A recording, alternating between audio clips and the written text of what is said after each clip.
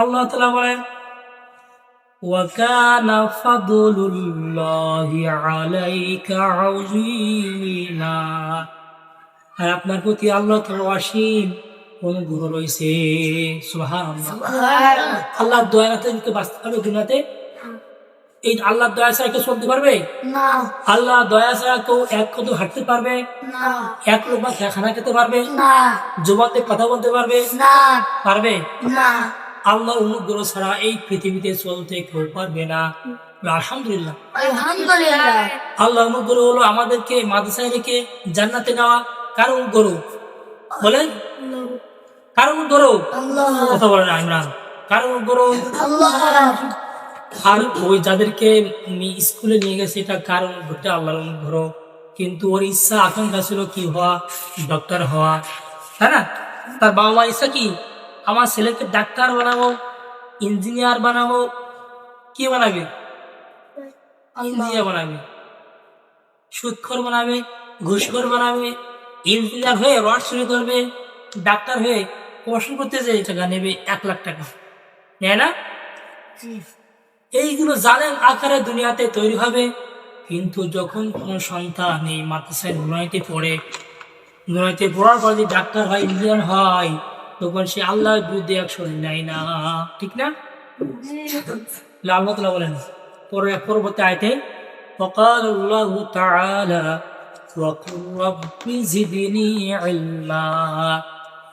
আল্লাহ তাআলা বলেন হে আমার হাবিব, আপনি এই দোয়া করুন যে রব্বি জিদনি ইলমা, হে আমার রব আমার ইলম বৃদ্ধি করিয়া দিন। সুবহানাল্লাহ। এটা পাঠ করতে হবে। পাঠ করেন? করেন কেউ? করেন কি? যা শিখে নেবেন। ইলম বৃদ্ধি করার মালিক কে? আল্লাহ না দিলে ইলম কখনো সম্ভব না। তাহলে আল্লাহকে ভরসা রাখতে হবে না? জি। এই দোয়াটা কি বলেন? রব্বি জিদনি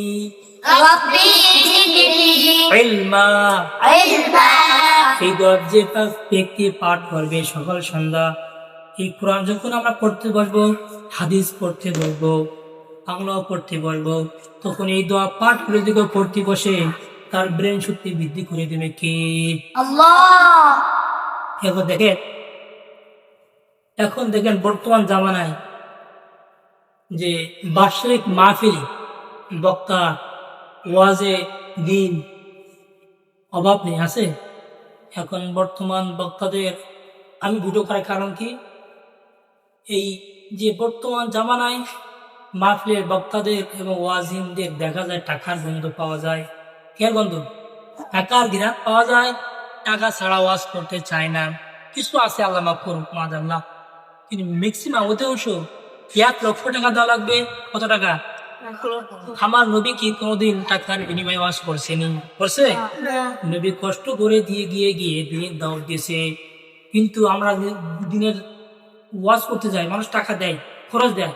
আমি খরচ দেব, কিন্তু 1,00,000 টাকা লাগে, 40,000 টাকা লাগে, 20,000 টাকা লাগে, তাহলে কিন্তু বক্তা আসে না। নাউজুবিল্লাহ, নাউজুবিল্লাহ। এই দিন বছর করতে হবে কি বলেন? ফি সাবিলিল্লাহ। কার জন্য? আল্লাহর জন্য। বলেন কার জন্য? আল্লাহর জন্য। আমার জন্য দোয়া করবেন সবাই, আমি যেন এই দিনের কাজ ফি সাবিলিল্লাহ করতে পারি। আল্লাহ কবুল করে। বলে আমিন, আমিন। আপনারা আমার ছাত্র আছেন সকলেই, আমি আল্লাহকে দোয়া করি মন খুলে, আল্লাহ যেন আপনাদেরকে একজন হক্কিনী আলেম এবং ওয়াজিন বানায় দেন, সেটা বিশ্বের জন্য আপনার দিনে দাওয়াত কাজ করতে পারেন বক্তা হিসেবে। ফি পারবেন না ইনশাল্লাহ? টাকা নেবেন? 1,00,000 টাকা নেবেন? 20,000 টাকা চাবেন? কত চাবেন? কয় টাকা চাবেন বাস করতে গেলে? যা আসা খরচ। শুধু কি খাবেনও না? কি করবেন না? কারণ কি? ওই খানা খাইতে গেলে ওই কালেকশন করে নিয়ে আসে বাড়ি বাড়ি, হিন্দু, খ্রিস্টান, বৌদ্ধ, মুসলমান, বেনামাজি আছে না? ওই টাকা আদায় করে নিয়ে আসে, ওই টাকার চাউল ডাউল গোস্ত কিনে খাওয়াই যায়। খাওয়া যাবে? ঠিক হবে? খাই দেবে কি? নিজে দরকারে চিড়ে গুড় নিয়ে যে ওয়াশ করে আসতে হবে, ফি সাবিলিল্লাহ। পারা যাবে ইনশাল্লাহ?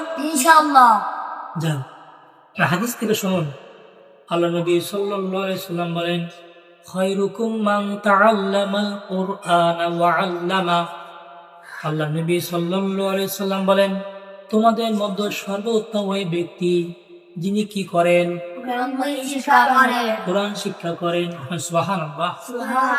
এবং অপরকে শিক্ষা দেন।